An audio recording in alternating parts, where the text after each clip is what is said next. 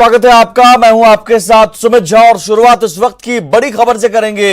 मुंगेर से बड़ी खबर है, एक घर के अंदर धमाका हुआ है और इस धमाके के कारण कई घर क्षतिग्रस्त हो गए हैं। एक घर के अंदर धमाका हुआ है, कई घर क्षतिग्रस्त हुए हैं और इस धमाके में एक महिला और एक बच्चे की मौत हो गई है। धमाका किस चीज से हुआ इसका अभी तक खुलासा नहीं हुआ है। घटनास्थल पर पुलिस पहुंच गई है, जांच कर रही है। बरियारपुर थाना क्षेत्र के बरियारपुर बाजार की यह घटना है। तस्वीरें देखिए इन धमाकों के बाद वहां के हालात कैसे हैं। जो बिल्डिंग है उसके एक हिस्सा पूरा तरह से टूट गया है। क्या विस्फोटक पदार्थ था, किस तरह का विस्फोटक पदार्थ था, कैसे धमाका हुआ, ये अभी खुलासा नहीं हो पाया है। लेकिन एक महिला और एक बच्चे की मौत हो जाना और तस्वीरें बता रही है कि विस्फोट कहीं ना कहीं ज्यादा तेज था। अरुण हमारे साथ जुड़े हुए हैं। अरुण, क्या पुलिस पता लगा पाई है कि किन वजहों से विस्फोट हुआ, धमाका हुआ? तस्वीरें देखकर और एक महिला और एक बच्चे की मौत की बात बता रही है कि धमाका कहीं ना कहीं तेज रहा होगा। जी बिल्कुल सुमित, जो धमाका है वो काफी तेज है और तेज धमाका के वजह से हुआ कि आसपास के जो करीब मतलब कहा जाए कि 5 से 6 घर है उनको भी क्षति हुई है। लगभग एक महिला से एक नवजात 2 की मौत हो गई है और जिस वजह से आप देख सकते हैं कि अभी भी लोग काफी गुस्से में है। तो जो जाम किए हैं उसको हटाने का नाम नहीं ले है। पुलिस हटाने में लगी है, लेकिन जो अभी हम भी स्पॉट पे है तो जाम पुलिस और जो पब्लिक है आपस में ही नोकझोंक हो रहा है कि वो जाम नहीं हटाएंगे। पुलिस जो है वो मौके पे पहुंची हुई है और ब्लास्ट किस चीज से हुआ इसको पता लगाने में जुटी हुई है। डॉग स्क्वाड की भी टीम आई हुई है, वो भी जांच में लगी हुई है कि इतना ब्लास्ट जो था वो काफी ही ज्यादा विस्फोटक था जिसके वजह से ये इतना हादसा कैसे हुआ। बहुत शुक्रिया अरुण इस जानकारी के लिए। नजर बनाए रखिए। तो अभी ताजा अपडेट ये है कि वहां मौजूद लोगों ने गुस्से में आकर अब जाम लगा दिया है। पुलिस के साथ नोकझोंक भी की है। पुलिस जरूर समझाने बुझाने की कोशिश कर रही है, जांच कर रही है, लेकिन किन वजहों से धमाका हुआ है ये बड़ा सवाल। क्या मुंगेर में बरियारपुर बाजार में कोई बड़ी साजिश रची जा रही थी, किसी तरह के विस्फोट की साजिश और विस्फोटक पदार्थ रखे गए थे? तमाम सवाल। बेगूसराय से एक और बड़ी खबर। अपराधियों ने पुलिस टीम पर हमला कर दिया है। गश्ती के दौरान अपराधियों ने पुलिस पर हमला किया है। होमगार्ड के एक जवान को गोली मारी गई है। होमगार्ड जवान हर्षवर्धन की मौके पर ही मौत हो गई। लोहिया नगर थाना क्षेत्र के पनहास चौक की घटना है। तो एक बड़ी खबर बेगूसराय से, एक जवान को गोली मारी है अपराधियों ने। पुलिस गश्ती टीम पर अपराधियों ने हमला किया है। संतोष हमारे साथ जुड़े हुए हैं। संतोष, पूरी खबर बताएं, कब की यह वारदात है?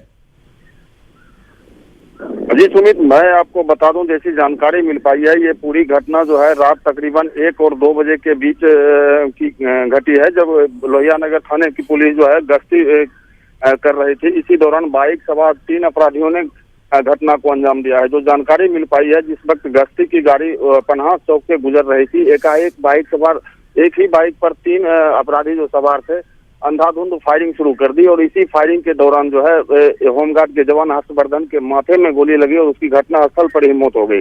हालांकि सूत्रों से ये भी जानकारी मिल रही है, जब बाद में पुलिस ने खदेड़ कर तीनों अपराधियों को गिरफ्तार कर लिया है, लेकिन पुलिस अभी इस बात की पुष्टि नहीं कर रही है।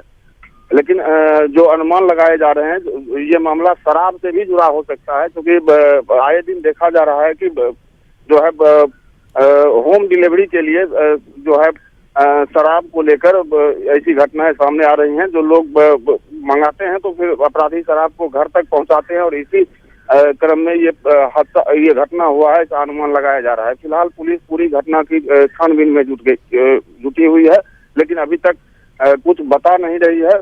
जानकारी मिल रही है जो अपराधियों को पकड़ लिया गया है, लेकिन पुलिस अभी इसकी पुष्टि नहीं कर रही है। सुमित, चलिए, बहुत शुक्रिया संतोष इस जानकारी के लिए। आरजेडी नेताओं को लॉकडाउन तोड़ना महंगा पड़ गया है। राबड़ी, तेजस्वी और तेज प्रताप समेत आरजेडी के 92 नेताओं पर केस दर्ज कर लिया गया है। गोपालगंज हत्याकांड में जेडीयू विधायक पप्पू पांडे की गिरफ्तारी और मामले की सीबीआई से जांच की मांग को लेकर आरजेडी नेताओं को धरना प्रदर्शन और लॉकडाउन में बाहर निकलना महंगा पड़ा। प्रशासन की अनुमति के बगैर 10 सर्कुलर रोड से काफिले के साथ गोपालगंज कूच करने की कोशिश और लॉकडाउन उल्लंघन करने के आरोप में पूर्व सीएम राबड़ी देवी, नेता प्रतिपक्ष तेजस्वी यादव, पूर्व स्वास्थ्य मंत्री तेज प्रताप यादव समेत आरजेडी के 92 नेताओं पर पुलिस ने केस दर्ज किया है। देर रात सचिवालय थाने में आरजेडी के प्रदेश अध्यक्ष जगदानंद सिंह, पूर्व मंत्री अब्दुल बारी सिद्दीकी समेत 32 नामजद और आरजेडी के 60 अज्ञात कार्यकर्ताओं और नेताओं के खिलाफ विभिन्न धाराओं में एफआईआर दर्ज किया गया है। नामजद आरोपियों में आरजेडी के कई विधायक भी शामिल हैं। आरजेडी नेताओं के खिलाफ केस दर्ज होने की पुष्टि एसएसपी उपेंद्र शर्मा ने की है।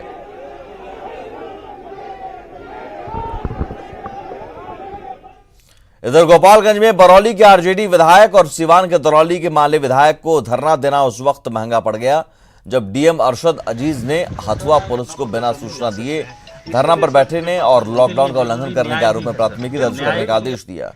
डीएम के आदेश पर बरौली के आरजेडी विधायक मोहम्मद नेमतुल्लाह, सिवान के दरौली के विधायक सत्यदेव राम, गोपालगंज के आरजेडी जिलाध्यक्ष राजेश सिंह कुशवाहा, पूर्व सांसद प्रत्याशी सुरेंद्र राम सहित 13 लोगों के खिलाफ प्राथमिकी दर्ज की गई, जबकि 60 अज्ञात आरजेडी कार्यकर्ताओं के खिलाफ भी हथुआ थाने में प्राथमिकी दर्ज की गई है।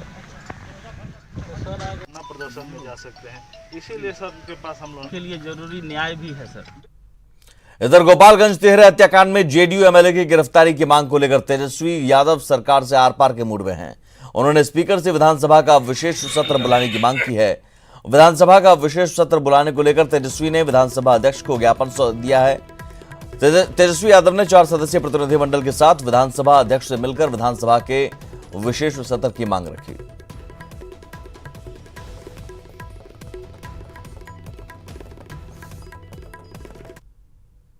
आगे बढ़ते हैं। कोरोना आपदा के बीच बिहार में मजदूरों पर जमकर सियासत हो रही है।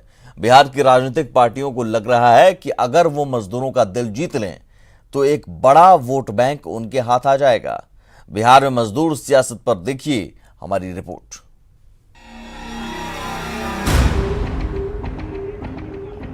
कोरोना आपदा के बीच देश के अलग अलग हिस्सों से बिहार लौट रहे लाखों प्रवासी मजदूर राजनीतिक पार्टियों के लिए एक बड़ा मौका बनकर आए हैं। विपक्षी पार्टियों के लिए तो ये मजदूर सियासी संजीवनी साबित हो रहे हैं।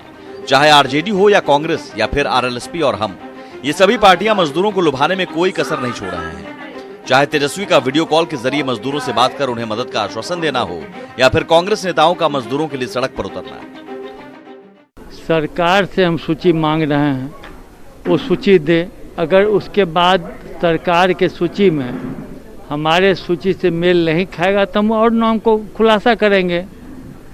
वहाँ भूख से भी हुई है, दुर्घटना से भी हुई है और मौत तो कोरोना से जितना हुआ है उससे ज़्यादा मौत तो समझिए जो सरकार के विफलता के चलते हुआ है। और आनंद फानन में नोटबंदी की तरह यह जो है लॉकडाउन लागू किया गया, यह थोप दिया गया। अगर 10 दिन 8 दिन पहले अगर देश की सरकार सभी को आगाह कर देती तो ये विषम परिस्थितियां देश के अंदर में प्रवासी मजदूर के सवाल पर न उठती।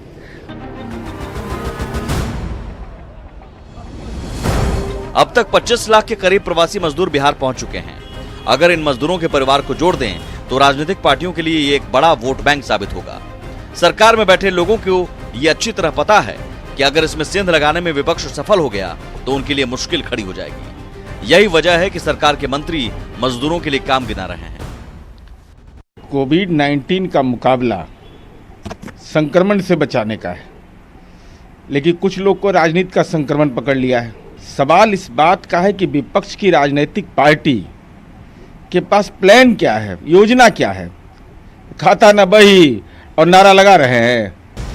कहा गया है कि सियासत में हर कदम नफा नुकसान देखकर उठाया जाता है।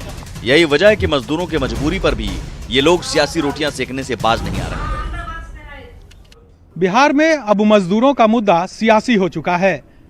हर राजनीतिक पार्टी मजदूरों के मुद्दे को अपने नफा नुकसान के हिसाब से उठा रहे हैं।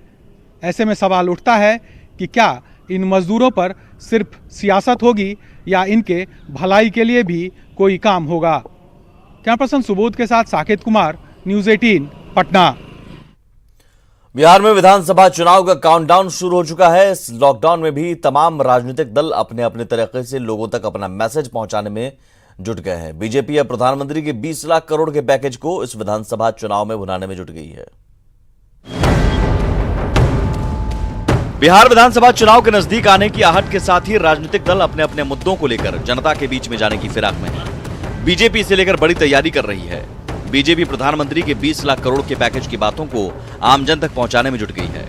इसे लेकर BJP virtual rally, video conferencing और 1-to-1 जनसंपर्क अभियान शुरू करेगी।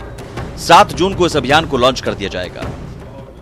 हम लोगों ने 1000 लोगों के साथ हम सीधे वीडियो कॉन्फ्रेंसिंग से जुड़ेंगे, जिसमें उनमें से भी किसी का प्रश्न हो तो वह हमारे जो केंद्र सरकार के जो मंत्री हैं या बिहार सरकार के मंत्री भाषण दे रहे होंगे, उनसे वह बात कर सकते हैं।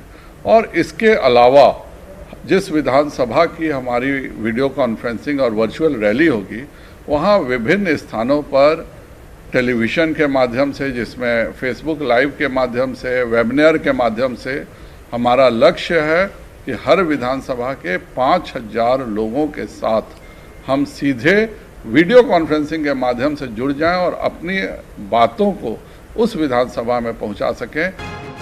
बीजेपी इसकी तैयारी को लेकर 30 मई को राष्ट्रीय अध्यक्ष जेपी नड्डा का फेसबुक लाइव करेंगे। वहीं 31 मई को प्रधानमंत्री की मन की बात सप्तर्षियों के साथ कराई जाएगी। बीजेपी ने इसे लेकर 5 सदस्यीय टीम की घोषणा भी कर दी है। ये सभी प्रधानमंत्री के विशेष पैकेज का प्रचार प्रसार हाईटेक तरीके से करेंगे। बीजेपी के इस प्रचार प्रसार को लेकर कांग्रेस तंज कस रही है। बीजेपी को बिहार की जनता से तो कोई मतलब है नहीं और न उसे जेडीयू से मतलब है। वो अपने इंटरेस्ट में कुछ भी कर सकती है। अब 20 लाख करोड़ एक बड़ी रकम है, तो उसको जितना जोर से ढोल बजा के प्रचार करेगा तो लोगों को लगेगा कि भाई सही में 20 लाख करोड़ बिहार को आ रहा है। बीजेपी के इस हाईटेक प्रचार पर जेडीयू कुछ भी कहने से बच रहा है, लेकिन बीजेपी का मकसद साफ है कि अब कोरोना के साथ ही जीना सीखना होगा और इसमें राजनीति भी करनी होगी। ब्रिजम पांडे, न्यूज़ 18, पटना। एनडीए सरकार के 1 साल पूरे होने पर पीएम मोदी ने राष्ट्र को संदेश दिया है। पीएम मोदी ने सरकार की अहम योजनाओं का जिक्र करते हुए जनता को नमन किया है। पीएम ने कहा कि आज से 1 साल पहले भारतीय लोकतंत्र के इतिहास में स्वर्णिम अध्याय जुड़ा। देश में दशकों बाद पूर्ण बहुमत की किसी सरकार को लगातार दूसरी बार जनता ने जिम्मेदारी सौंपी। इस अध्याय को रचने में जनता की बड़ी भूमिका रही। ऐसे में आज का दिन आपको नमन करने का है। भारतीय लोकतंत्र में जनता की निष्ठा को प्रणाम करने का दिन है। पीएम ने अपने संदेश में कहा कि कोरोना को लेकर जो परिस्थितियां बनी हैं, ऐसे समय में इस पत्र के जरिए आपका आशीर्वाद लेने आया हूं। तो 1 साल पूरे होने पर प्रधानमंत्री नरेंद्र मोदी ने देश के नाम चिट्ठी लिखी और इस चिट्ठी में अपनी भावनाओं का जिक्र किया।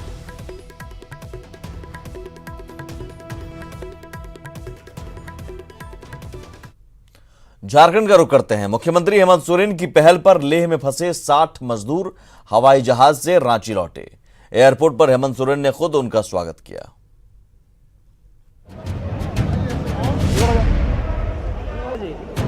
ये नजारा है रांची के बिरसा मुंडा एयरपोर्ट का, जहां हवाई चप्पल पहने सफर करने वाले मजदूरों को नए रेड कारपेट पर गुलाब के फूल से खुद राज्य के मुखिया हेमंत सोरेन ने स्वागत किया।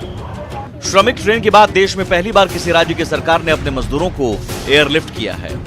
लेह में बॉर्डर रोड ऑर्गेनाइजेशन में मजदूरी करने वाले 60 मजदूरों ने मुख्यमंत्री को ट्वीट कर सहायता की मांग की थी। मुख्यमंत्री की पहल से 8 लाख रुपए खर्च कर इन मजदूरों को उनके घर लाया गया। सोचे थे नहीं, पहली बार लेके आया, पहली बार चढ़े हवाई जहाज में। ऐसा लगा उसको?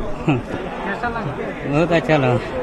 हवाई जहाज पे चढ़ेंगे? नहीं तो नहीं सोचे थे। बताइए कहाँ से आ रहे हैं आप? बड़े भाई बस में कर लीजिएगा। यहाँ जाना है। बस चलो। वहीं मुख्यमंत्री हेमंत सोरेन ने कहा कि जल्द ही अंडमान निकोबार में फंसे मजदूरों को एयरलिफ्ट कराकर सरकार वापस लाएगी। मुख्यमंत्री ने संकल्प दोहराया कि अब इस राज्य के किसी मजदूर को दूसरे राज्यों में मजदूरी के लिए न जाना पड़े, इसका भी वो इंतजाम करेंगे। साथ ही मजदूरों को काम कराकर मजदूरी नहीं दी गई, इसकी भी जांच कराएंगे। लद्दाख, कारगिल में मजदूरी करने गए लोगों को आज हम लोगों ने यहाँ वापस बुलाया है और इसके बाद अंडमान निकोबार का भी वहां पर भी बड़े पैमाने पर मजदूर हैं। वो भी बहुत जल्द यहाँ आएंगे।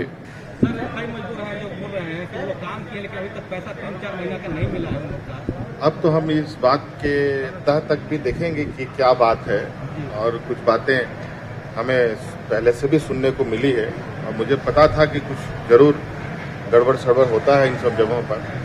अब आने वाला समय में इन सब चीजों का ख्याल रखा जाएगा, देखा जाएगा किस तरीके से मजदूर यहाँ से जाते हैं नहीं जाते। अब इस राज्य के लोग अपने पैरों पर खड़ा होंगे और ये राज्य भी अपने पैरों पर खड़ा होंगे।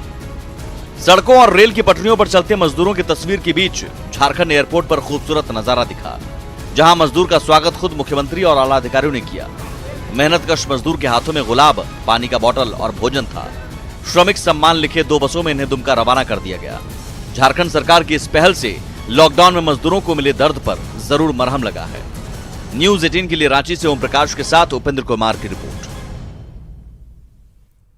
बिहार में बढ़ते कोरोना मरीजों की बढ़ती संख्या को देखते हुए अब निजी भवन और निजी कॉम्प्लेक्सों में आइसोलेशन सेंटर और क्वारंटीन सेंटर बनाए जा रहे हैं। पटना के पाटलिपुत्र स्पोर्ट्स कॉम्प्लेक्स में भी 100 बेड के आइसोलेशन सेंटर तैयार किए जा रहे हैं, बता रहे हैं संवाददाता रजनीश कुमार। सीएम नीतीश कुमार के निर्देश के बाद राज्य के सरकारी और गैर सरकारी संस्थान जो खाली पड़े हुए हैं उन्हें चिन्हित करके और आइसोलेशन के साथ साथ क्वारंटाइन सेंटर बनाया जा रहा है। इस वक्त हम आपको तस्वीर दिखा रहे हैं, ये पाटलिपुत्रा स्पोर्ट्स कॉम्प्लेक्स है जहां पर दर्शक दीर्घा खाली है। जहां पर कभी इंडोर गेम मैच आप देखा करते थे, प्रो कबड्डी मैच देखा करते थे, वहां पर दर्शक दीर्घा खाली है। इंडोर गेम में जो स्टेडियम है वहां पर इस बार खिलाड़ी नहीं, और देख सकते हैं कि जो मरीज है उनके लिए बेड सजकर तैयार हो गया है। और अब यहाँ पर तकरीबन 100 जो कोविड पॉजिटिव मरीज हैं उनको रखने की तैयारी चल रही है। जो संस्था के अधिकारी हैं लगातार मॉनिटरिंग कर रहे हैं। सीधे बात करते हैं, यहाँ पर हमारे साथ कुछ अधिकारी मौजूद हैं। मैडम, कितने बेड का बन रहा है? ये हम एक अंतर्राष्ट्रीय स्वास्थ्य मानवीय संस्था से हैं। हमारा नाम डॉक्टर्स विदाउट बॉर्डर्स संस्था है और यहाँ पे हम लोग बिहार सरकार के साथ मिलकर 100 बेड की कोविड ट्रीटमेंट फैसिलिटी बना रहे हैं। ये जो यहाँ पे जो जितने भी पॉजिटिव कोविड पेशेंट्स होंगे उनके मॉडरेट केसेस को हम लोग यहाँ पे इलाज करेंगे, और जितना भी अस्पताल में डॉक्टर, क्लीनर और जो भी स्टाफ है वो सब MSF ही, यहाँ पे जो डॉक्टर्स विदाउट बॉर्डर संस्था है, हम ही लोग अपने डॉक्टर्स लेकर आ रहे हैं। पॉजिटिव मरीज यहाँ रखे जाएंगे? सिर्फ पॉजिटिव मरीज यहाँ रखे जाएंगे और उनको हम लोग ऑक्सीजन सपोर्ट भी देंगे जितना फेस मास्क से लग सकता है। उससे ऊपर के जितने केसेस होंगे जो भी सीवियर होंगे, जिनको ICU वेंटिलेटर में है, वो सारे सरकारी अस्पतालों में जाएंगे। हम लोग जून 8 या 10 के बीच में हम चाह रहे हैं कि इसको खोल दिया जाए। अभी काम आप जैसे देख रहे हैं जोरों से चल रहा है। ये जो स्ट्रक्चर है एक बार हम चाहेंगे हाँ। दिखाएं आपको कि जो स्ट्रक्चर अब तैयार किया जा रहा है, क्योंकि ये हॉल है जहाँ पर हाँ। खेल हुआ करता था। बिल्कुल। तो ऐसे में ये हॉल को आप कैसे तैयार करेंगे? तो ये एक इंडोर स्टेडियम है। तो जब हम लोग यहाँ पे आए थे सिर्फ यहाँ पे जैसे स्टेडियम होता है वैसा था। अब यहाँ पे आप जैसे देख रहे हैं कि हम लोगों ने करीबन 70-80 बेड यहाँ पे लगा दिए हैं, और इधर जो ये बल्ले आप देख रहे हैं, इधर हम लोग एक टेंट लगाएंगे, जिससे क्योंकि इस हॉल का AC जो है वो सेंट्रल AC है, तो इन्फेक्शन फैलने का चांस रहता है। तो हम लोग यहाँ पे टेंट लगा के अपने AC लगाएंगे और वो जो टेंट होगा वो टेम्परेचर कंट्रोल्ड होगा। जो मरीज से मरीज जो संपर्क हाँ। होगा, आप यहाँ पर कुछ आप जी वो जो हाँ सारा यहाँ पे इधर अभी जैसे गद्दे लगेंगे, इधर ऑक्सीजन कॉन्सेंट्रेटर्स लगेंगे, मरीज को कपड़ा, खाना और जो भी दवाइयाँ हैं, जो भी इलाज है, मेंटल हेल्थ सपोर्ट, सब हमारी संस्था यहाँ पे प्रोवाइड करेगी। जिस तरह से राज्य में मरीजों के आंकड़ों में तेजी से इजाफा देखी जा रही है, तो ऐसे में राज्य सरकार जो है कोरोना से मुकाबला करने के लिए तैयार दिख रही है, ताकि जो मरीज हैं उनको कोई परेशानी नहीं हो। कैमरामैन नीलमणि के साथ रजनीश कुमार, न्यूज 18 पटना। आगे बढ़ते हैं। मुंगेर में जहां कोरोना संक्रमण को लेकर चिंता की स्थिति बनी है, वहीं कोरोना बंदी में भी एक आशिक प्यार पाने के लिए लड़की के घर जा पहुंचा और गर्दन पर वार कर खुदकुशी की कोशिश की। इस दौरान हाई वोल्टेज ड्रामा चला। फिलहाल युवक का इलाज सदर अस्पताल में चल रहा है। तो चल तो कोरोना पर भारी आशिकी। हॉस्पिटल जाओ, लड़की की बेटा नहीं जीवे, हमारा मार दो। पहले गाड़ी में प्यार के लिए गर्दन पर वार। चल चल ना उसको देखना चाहते हैं तो चल तो पहले चल तो एक बार हम देखना चाहते हैं इसको प्लीज गोल चल चल चल चल ना तो चल। लहूलुहान बदन और जुबान पर लड़की से मिलने की जिद। पुलिस वाले मिन्नतें कर रहे हैं अस्पताल चलने के लिए, लेकिन युवक लड़की से एक बार मिलने देने की गुहार लगा रहा है। तो चल तो ये तस्वीर है मुंगेर के सदर बाजार फाड़े स्थित खलासी मोहल्ले की, जहां मुंगेर के दौलतपुर का रहने वाला विकास नामक युवक अपनी कथित प्रेमिका से मिलने पहुंचा, लेकिन लड़की के परिजनों ने जब मिलने नहीं दिया तो गर्दन पर धारदार हथियार से वार कर खुदकुशी की कोशिश की। उस लड़की से मिलने गए थे। अच्छा, मिलने नहीं किया और मारने लगा हमको। कितने दिनों से आपका प्रेम प्रसंग चल रहा है? 1 साल से। अच्छा, क्या करते हैं आप? हम ड्राइविंग करते हैं। अच्छा। पेशे से चालक विकास के मुताबिक लगभग 1 साल से उस लड़की के प्यार में था। दोनों शादी के लिए घर से भाग भी चुके हैं, जिसके बाद 26 मई को थाने में मामला भी पहुंचा और लड़की को वापस घर भेज दिया गया। 29 मई की रात इस युवक ने लड़की से मिलने की कोशिश की और नहीं मिलने देने पर खुद को बुरी तरह जख्मी कर दिया। फिलहाल युवक का इलाज सदर अस्पताल में चल रहा है। और अभी स्थिति बिल्कुल साफ नहीं कही जा सकती, क्योंकि ये शरीर के खतरनाक जगह पे चाकू चलाया गया है, तो समस्या गंभीर भी हो सकती है। अभी हम इसका प्राथमिक उपचार कर रहे हैं, इसका ब्लड की भी व्यवस्था की जा रही है इसके लिए। एक तरफ कोरोना संक्रमण को लेकर मुंगेर के कई इलाके कंटेनमेंट जोन घोषित हैं, लेकिन यहाँ कोरोना पर आशिकी भारी पड़ती नजर आई। अरुण कुमार, न्यूज़ 18 मुंगेर। तो चल तो पहले चल तो एक बार हम देखना चाहते हैं इसको प्लीज गोल